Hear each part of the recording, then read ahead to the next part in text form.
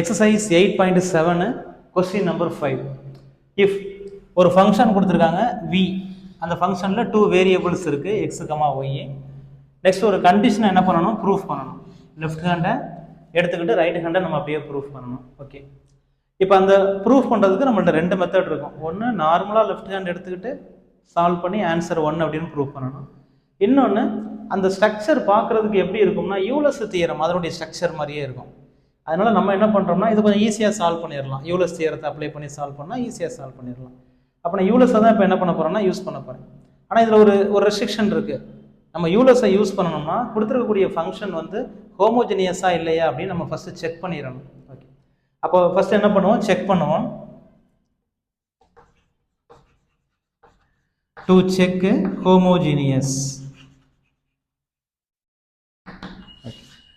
Homogeneous அப்படின்னு check பண்ணணும் அப்படின்னா இந்த ஃபங்க்ஷனில் ஏதாவது ஒரு ரியல் நம்பரை ப்ராடக்ட் பண்ணணும்.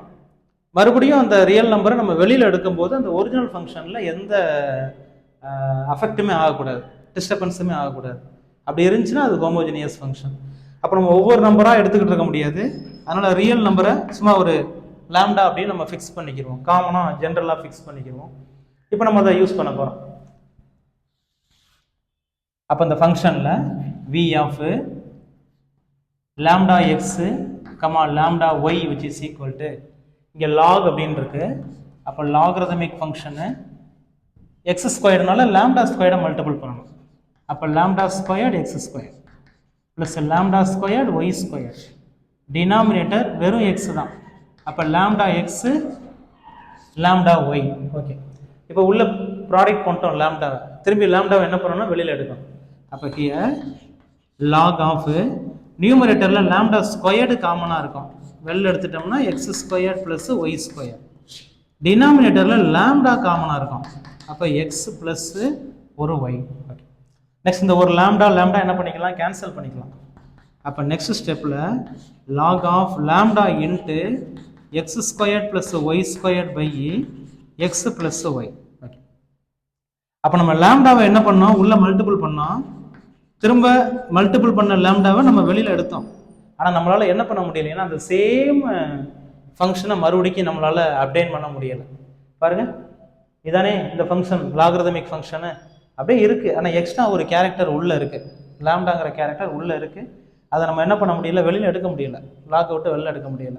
அப்போ அப்படிங்கிறதுனால இது என்ன ஃபங்க்ஷன் கிடையாது அப்படின்னா ஹோமோஜினியஸ் ஃபங்க்ஷன் கிடையாது. அப்போ not equal to normal v of x comma y. Okay, அந்த ஸ்ட்ரக்சருக்கு இது இல்லை. அப்போ இது not a homogeneous. It is not homogeneous. Not homogeneous. ஆனால் நம்ம யூலஸ் யூஸ் பண்ணோம் அப்படின்னா இது கண்டிப்பாக ஹோமோஜினியஸ் ஃபங்க்ஷனை மட்டும்தான் நம்ம என்ன பண்ண முடியும், இந்த யூலஸ் தேரத்தில் கொண்டே நம்ம யூஸ் பண்ண முடியும். அப்போ கொடுத்துருக்கூடிய இந்த ஃபங்க்ஷனில் ஏதாவது ஒரு சேஞ்ச் பண்ணணும். எப்படின்னா இப்போ நம்மளுக்கு இந்த ஃபங்க்ஷனில் பிரச்சனை என்னது, இந்த லாகரதமிக் தானே. ஒருவேளை அந்த லாகரதமிக் இல்லாமல் இருந்துச்சுன்னா நம்ம லாம்டாவை வெளில கொண்டு வந்துடலாம். அப்போ இந்த லாகை நான் என்ன பண்ண போகிறேன், கேன்சல் பண்ண போகிறேன். அப்போ லாகை கேன்சல் பண்ணணும் அப்படின்னா அதனுடைய இன்வர்ஸ் ஃபங்க்ஷன் எடுக்கணும். அதாவது என்னன்னா taking exponential on both side எடுக்கணும். அப்போ தான் லாக் என்ன பண்ண முடியும், நம்மளால் கேன்சல் பண்ண முடியும். அப்போ இந்த கொடுத்துருக்கூடிய இந்த கிவன் ஃபங்க்ஷனுக்கு எடுக்கும் போதே எக்ஸ்பொனன்ஷியல் போட்டு நம்ம எடுப்போம், எக்ஸ்பொனன்ஷியல் ஃபார்மெட்டில் எழுதுவோம். அப்போ இங்கே வீன் இருக்குது, அது எப்படி ஆயிரும்னா இ பவர் வி அப்படின்னு மாறிக்கிறோம். இங்கே நம்ம எக்ஸ்பொனன்ஷியல் எடுக்கும்போது லாகரதமிக்கு கேன்சல் ஆகிரும். அப்போ நம்மளாக தான் எடுக்கிறோம். Let x square plus y square divided by x plus y. Okay, அப்போ இந்த விங்கிற ஃபங்க்ஷன் நம்மளுக்கு ஹோமோஜினியஸ் இல்லை. அதனால இப்போ நான் அந்த வி என்ன மாற்றுறேன், எக்ஸ்பொனன்ஷியல் ஃபார்மெட்டில் இ பவர் வின்னு நம்ம மாற்றிக்கிறோம். இப்போ இதை நம்ம செக் பண்ணுவோம், ஹோமோஜினியஸாக இல்லையான்னு செக் பண்ணுவோம். E power v which is equal to x y variable கூட ஒரு லாம்டாவை மல்டிபிள் பண்ணுறோம். அந்த ப்ராசஸ் தானே இங்கே பண்ணி வச்சுருக்கோம். அப்போ இதானே அந்த ப்ராசஸ்ஸு. அப்போ நம்ம லாம்டா உள்ள மல்டிபிள் பண்ணி மறுபடியும் நம்மளால் என்ன பண்ண முடியும், லாம்டாவை வெளில எடுக்க முடியும். அப்போ therefore x squared plus y squared டினாமினேட்டரில் ஒரு எக்ஸ் ப்ளஸ் ஒய். இங்கே நம்மளுக்கு பிரச்சனை இல்லை, சேம் ஃபங்க்ஷன் அப்படியே கிடச்சிருச்சு.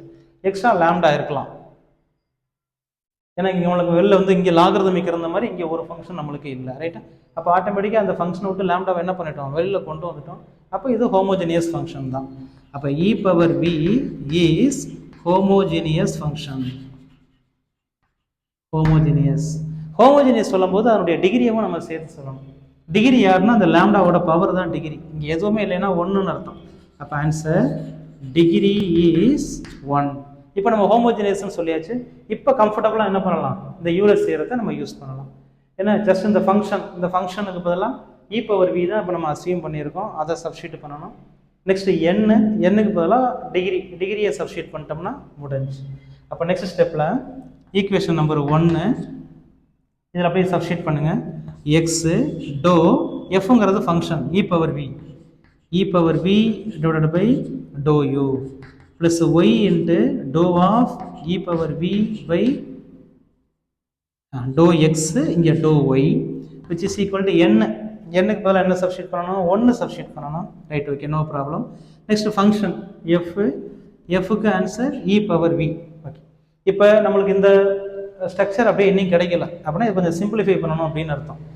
இப்போ லெஃப்ட் ஹேண்ட் சைடு பாருங்கள், எக்ஸு எக்ஸ்பொனன்ஷியல் ஃபங்க்ஷனை இப்போ நம்ம டிஃபரன்ஷியேட் பண்ணணும், பார்ஷியலாக டிஃபரன்ஷியேட் பண்ணணும். அப்போ எக்ஸ்பொனன்ஷியலை நம்ம டிஃபரன்ஷியேட் பண்ணோம்னா சேம் என்ன இருக்கோ அதே தான் நம்மளுக்கு ஆன்சராக கிடைக்கும். அப்போ e பவர் v. இங்கே வேரியபிள் டிஃப்ரெண்ட் வேரியபிள், அதனால் மறுபடியும் என்ன பண்ணணும், வியை டிஃபரன்ஷியேட் பண்ணணும். அப்போ answer doe v by doe x plus same format இங்கே ஒய் இன்ட்டு எக்ஸ்பொனன்ஷியல் ஃபங்க்ஷனை ஒய்யை வச்சு டிஃபரன்ஷியேட் பண்ணணும். அப்போ e பவர் v இங்கேயும் டிஃப்ரெண்ட்டான வேரியபிள், அதனால் வியை மறுபடியும் என்ன பண்ணணும், ஒய்யை வச்சு டிஃபரன்ஷியேட் பண்ணணும், which is equal to e power v. இப்போ இது எல்லாத்துலையும் e பவர் v காமனாக இருக்கும். e பவர் v எல்லாமே என்ன ஆயிரும், கேன்சல் ஆயிரும். இப்போ பேலன்ஸ் நம்மகிட்ட இருக்கிறது யார் அப்படின்னா, இங்கே ஆன்சர் எக்ஸ்ட்ரா யார் இருக்காங்க, x. Next doe v by doe x plus y into doe v by doe y which is equal to இங்கே எல்லாமே கேன்சல் ஆயிரும். அப்படின்னா ஆன்சர் 1ன்னு கிடைக்கும். ஓகே, இப்போ பாருங்கள், நம்மளுக்கு ப்ரூவ் பண்ண வேண்டிய அந்த கண்டிஷன் அப்படியே கிடைச்சிருச்சு. அப்போ இது மாதிரி யூலர்ஸ் தியரம் யூஸ் பண்ணோம் அப்படின்னா இந்த மாதிரி ஷார்ட்டாக